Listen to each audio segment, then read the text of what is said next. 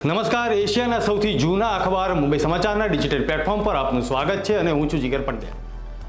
નજર કરીશું મહત્વના સમાચારો। પ્રધાનમંત્રી નરેન્દ્ર મોદી અને કેન્દ્રીય મંત્રી અમિત શાહે ચંદીગઢમાં નવા ફોજદારી કાયદાના અમલીકરણ અંગેના પ્રદર્શનનું નિરીક્ષણ કર્યું। રાષ્ટ્રપતિ દ્રૌપદી મુર્મુએ દિવ્યાંગજનોના સશક્તિકરણ માટે રાષ્ટ્રીય પુરસ્કાર અર્પણ કર્યા। રાષ્ટ્રપતિએ કહ્યું કે સમાજમાં દિવ્યાંગજનોને સાથે રાખીને તેમના કલ્યાણ માટે કામ કરવું જોઈએ। મહારાષ્ટ્રમાં નવા મુખ્યમંત્રીના શપથ ગ્રહણ સમારોહની તૈયારીઓ શરૂ થઈ ગઈ છે।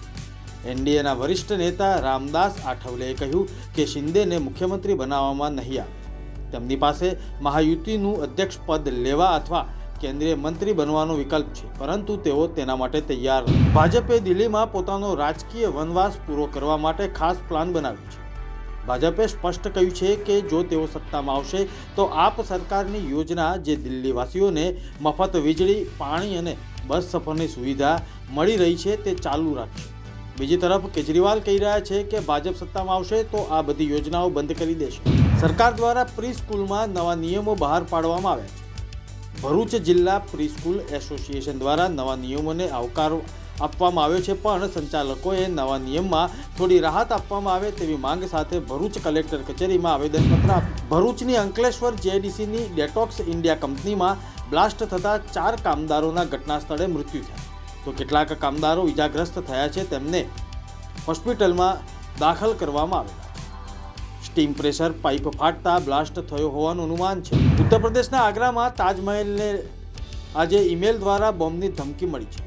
પર્યટન વિભાગને ઈમેલ મળ્યો હતો, તેને આધારે પોલીસ સ્ટેશનમાં કેસ નોંધવામાં આવ્યો છે અને વધુ તપાસ હાથ ધરવામાં આવી છે। બહુચરાજી માતાજી મંદિરમાં ભર શિયાળામાં પરંપરાગત રીતે રસ રોટલી મહોત્સવની વર્ષો જૂની માન્યતા અને પરંપરા આજની તારીખે પણ યથાવત છે। આ અવસરે આનંદના ગરબાની અખંડ ધૂન, અન્નકૂટ અને મહાપ્રસાદ સહિતના કાર્યક્રમનું આયોજન કરવામાં આવ્યું હતું। બહુચરાજી મંદિરમાં 10,000થી વધુ માઈ ભક્તોએ રસ રોટલીના પ્રસાદનો લાભ લીધો। App best taxi service provider ઉબેરે કાશ્મીર ફરવા આવનાર સહેલાણીઓ માટે એક નવી શરૂઆત કરી છે, જેના દ્વારા હવે શ્રીનગરમાં ટેક્સી જ નહીં પરંતુ દાલ સરોવરની સુંદરતા અને સફર માણવા માટે શિકારાની બુકિંગ પણ કરી શકશો। આ પહેલા ભારત અને એશિયામાં જળ પરિવહનમાં ઉબેરે પોતાનો સૌથી પહેલી વોટર ટ્રાન્સપોર્ટ સર્વિસ શરૂ કરી છે। ભરૂચ જિલ્લામાં ગેરકાયદેસર ચાલતા ખાણ અને ખનીજ ખનન અને ભારે વાહનોના અવરજવરને કારણે ઘણા અકસ્માતો થઈ રહ્યા છે અને ખરાબ રોડ રસ્તાને કારણે લોકો ત્રાહિમામ પોકારી રહ્યા છે। આ બાબતે ભરૂચ કોંગ્રેસ દ્વારા ગેરકાયદેસર રેતીના ખનનના મુદ્દે વિરોધ પ્રદર્શન કર્યું। આ હતા અત્યાર સુધીના મહત્વના સમાચાર। વધુ સમાચારની અપડેટ માટે જોતા રહો મુંબઈ સમાચારનું ડિજિટલ પ્લેટફોર્મ। નમસ્કાર।